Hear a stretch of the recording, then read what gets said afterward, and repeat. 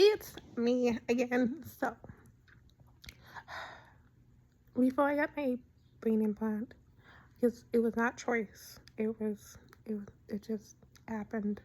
I was like, no, I don't want it. I don't see any good, outcome from this. There's other ways that we can go about it than to, like to get the end result. I was starved for it, and then I got it, and I was really upset about it, and I had to go through, you know, the process of overcoming the fact that I had a brain implant, and it was challenging, and then I had to learn about, you know, everything that goes with it. And so,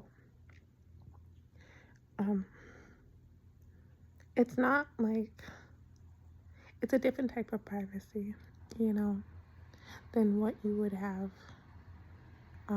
It's like having a phone and not having a phone, life was different before you had a cell phone, you know, for anybody who lived without a cell phone. But it's like that. And so, before cell phones or before phones was invented, you could not reach out to you cannot reach out to people whenever you want. You cannot send them a text message. You cannot give them a call. You had to be like, oh, I want to go and talk to this individual. One, you would have to send them a letter, and that would take a few days to get to that individual, and then that individual would have to send you a letter back, which means a minimum like a week before you could actually like reach out to them or before you heard anything from them. Or you had to go to their place or wherever they were at and actually physically see them in their body. And so, because we did not have cell phones or telephones, so it would take time. It's not like now, you get like text and you're like, boom, instant, and so it would take a while, so you're like, oh, okay, I want to go and meet up with this person for the reason that you have, which means that wouldn't take a few hours out of your day, and then you would have to like rearrange your day and plan it a little bit different. And then depending on the person and depending on the reason why you're going to see them, you have to accommodate for that. If it's just like a short question, you couldn't just like, shoot them a text message or something and then get a response back. You would, it would take a while. And so, even once we got telephones and then text messages came about, people struggled with talking on the phone because you had to, because if you had a question, if you had to ask something, it was a lot easier to text, and and I grew up in a decade that we got text messages and then we thought the sentences were too long, so we had to shorten it by, abbreviations and slang words and stuff like that. Like, KWOL, cool, was how, that was the generation that I grew up in.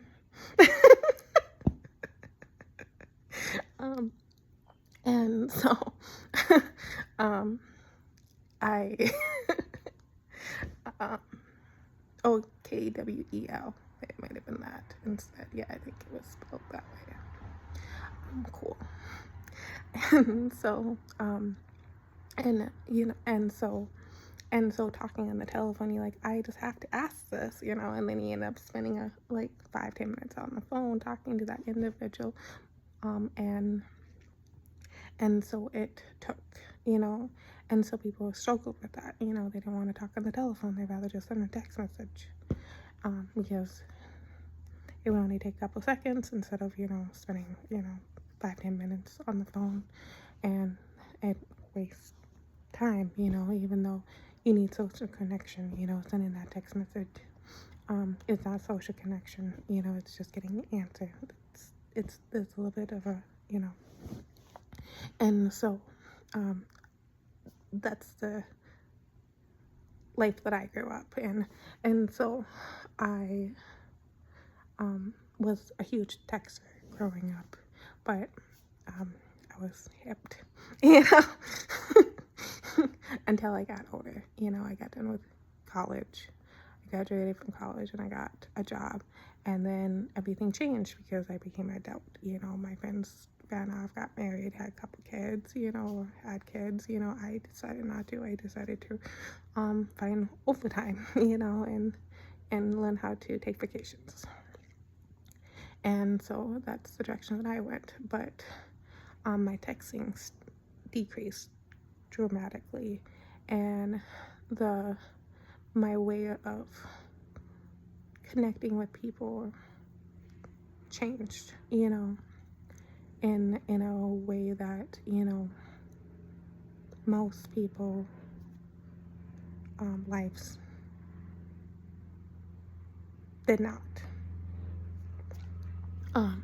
And that's just what happens. And then so when I heard that, you know, the vaccines had a chip in them, and I'm just like, I don't believe this, you know, this is just, you know,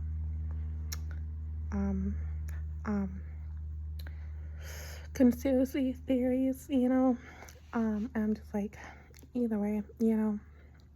And then I'm just like, I don't want one, you know. And then eventually I got one due to the bike path, you know. And then a lot of people decided to, you know, also get one because they thought breaking in and entering was a nice way to go.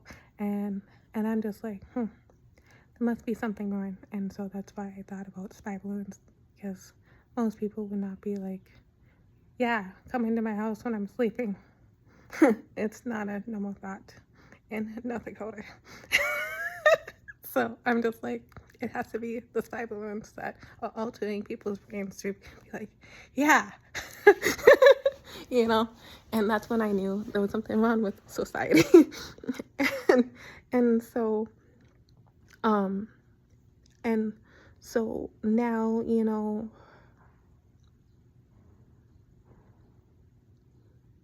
with brain implants, I forgot exactly where I went, but things take time to overcome.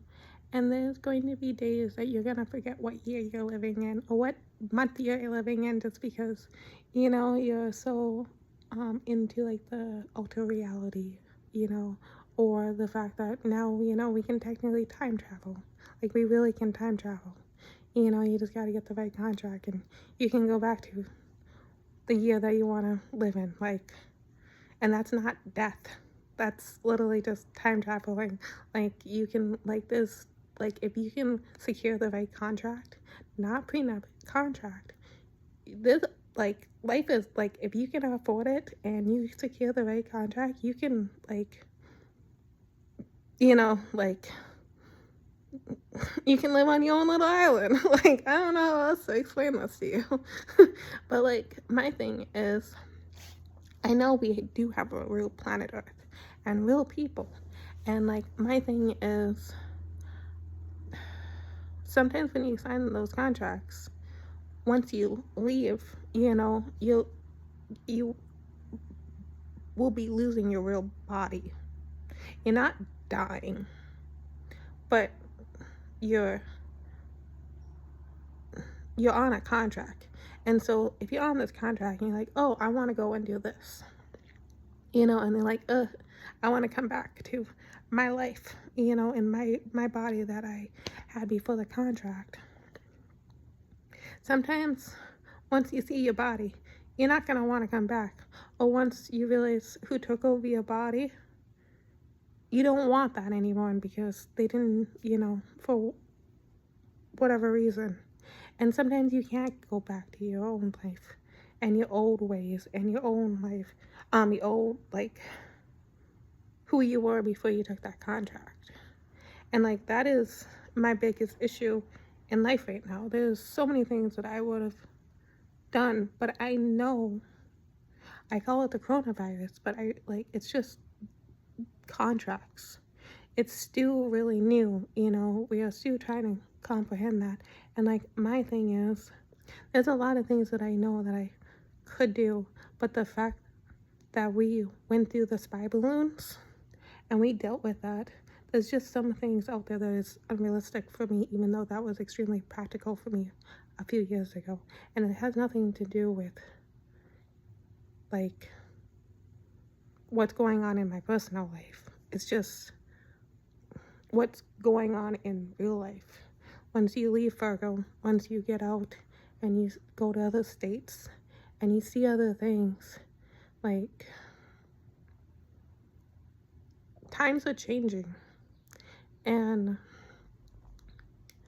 for how much I wish to go back living, you know, in the life of non-spy balloons or not having spy balloons, I know it's not realistic because I want to live the real 2026, not the, you know, fairy tale of 2026.